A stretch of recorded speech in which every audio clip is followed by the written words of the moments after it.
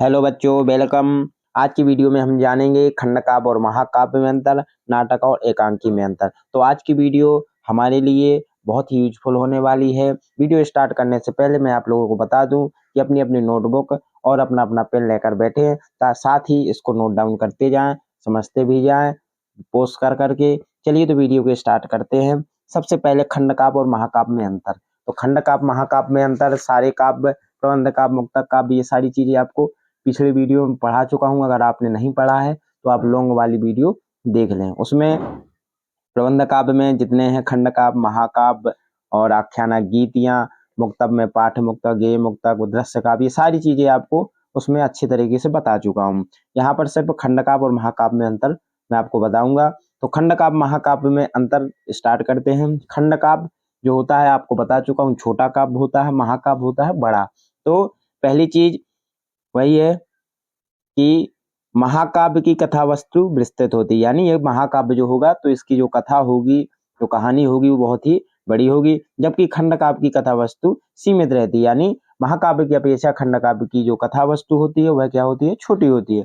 दूसरा है, महाकाव्य में अनेक पात्र होते हैं। अब जब कथा वस्तु बड़ी है, उसका चित्रण बड़ा है, तो उसमें जो पात्र भी होंगे वो भी ज्यादा होंगे, जबकि खंड काव्य में पात्रों की संख्या सीमित होती है। या ये खंड काव्य जो होता है उसमें क्या होती है, पात्रों की संख्या सीमित होती है, क्योंकि ये छोटा होता है। तीसरा है, महाकाव्य में सभी रसों का समावेश होता है। क्या है, महाकाव्य होगा तो उसमें 8 से ज्यादा सर्ग होते हैं या खंड होते हैं, तो अलग अलग खंड में अलग अलग जगह पर अलग अलग रस आएगा। खंड काव्य का आकार जो होता है छोटा होता है महाकाव्य की अपेक्षा, इसलिए महाकाव्य में ज्यादा रस होते हैं, लेकिन खंड काव्य जिसका आकार की छोटा है इसलिए उसमें रसों की संख्या जो भी होती है कम होती है। चलिए नेक्स्ट आगे बढ़ते हैं। महाकाव्य में 8 से अधिक सर्ग होते हैं, वही अभी जो मैंने बताया, महाकाव्य में 8 से अधिक सर्ग होते हैं, इससे कम सर्ग हैं तो वह महाकाव्य नहीं माना जाता। लेकिन एक चीज हमें ध्यान देना है, मैंने वो पिछले वीडियो में बताया था कि रामचरितमानस जो है उसमें 7 सर्ग हैं, फिर भी उसको महाकाव्य की श्रेणी में रखाया गया है। इसको हमें हमेशा याद रखना है। परंतु इसमें जैसे बात करें तो महाकाव्य में 8 से अधिक सर्ग होते हैं, परंतु खंड काव्य सर्गों की संख्या कम रहती है, यानी 7 से अधिक सर्ग होंगे तो वह क्या है, खंड काव्य होगा। पांचवा हम देखें, महाकाव्य में अनेक छंदों का प्रयोग होता है। बड़ा होता है तो उसमें छंदों का प्रयोग भी बड़ा होता है। तो महाकाव्य में अनेक छंद होते हैं, परंतु खंड काव्य में एक ही छंद का प्रयोग होता है, यानी खंड काव्य जो होगा तो उसमें सिर्फ एक ही छंद का प्रयोग होगा। तो आई होप ये समझ आ गया होगा। फिर से मैं आप ये देख लीजिए और नोट डाउन कर लीजिए।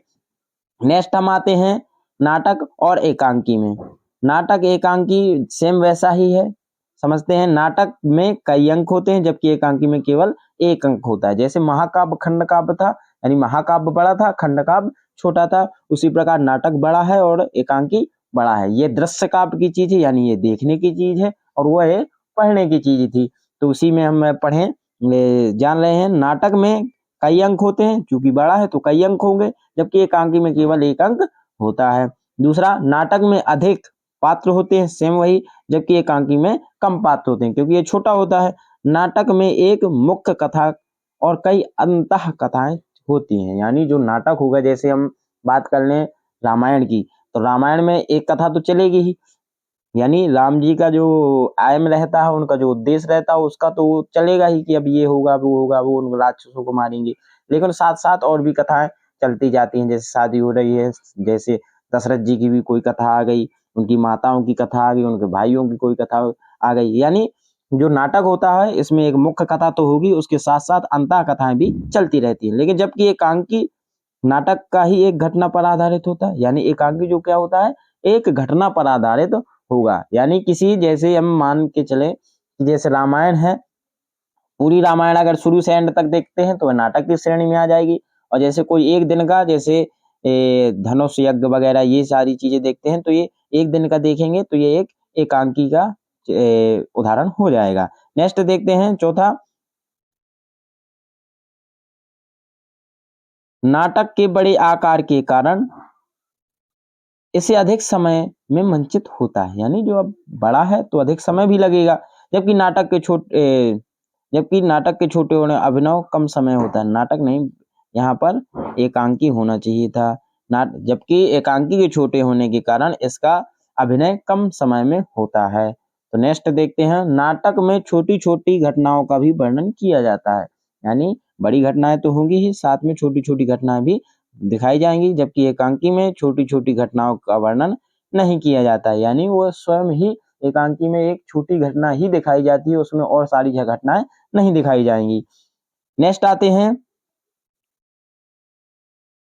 नाटक में कहानी के विचारों का विस्तार किया जाता है, जबकि एकांकी में विचारों का केवल संकेत दिया जाता है, यानी नाटक जो होगा वह किसी उद्देश्य की पूर्ति के लिए, कोई उसमें इमोशन जुड़े होंगे, उससे कोई हमें फीडबैक भी मिलेगा, उससे हमें कोई सुविचार भी मिलेगा, ये सारी चीजों को, विचारों को दर्शाने के लिए ये नाटक पूरा दिखाया जाता है, जबकि एकांकी में विचारों का केवल संकेत दिया जाता है, यानी एकांकी जो कोई छोटा होगा उसमें थोड़ा सा संकेत ही दिया जाएगा कि ऐसा उचित है, कोई भी संकेत हो विचारों का, वो थोड़ा सा संकेत दिया जाएगा, क्योंकि वो विस्तृत रूप नहीं होता है।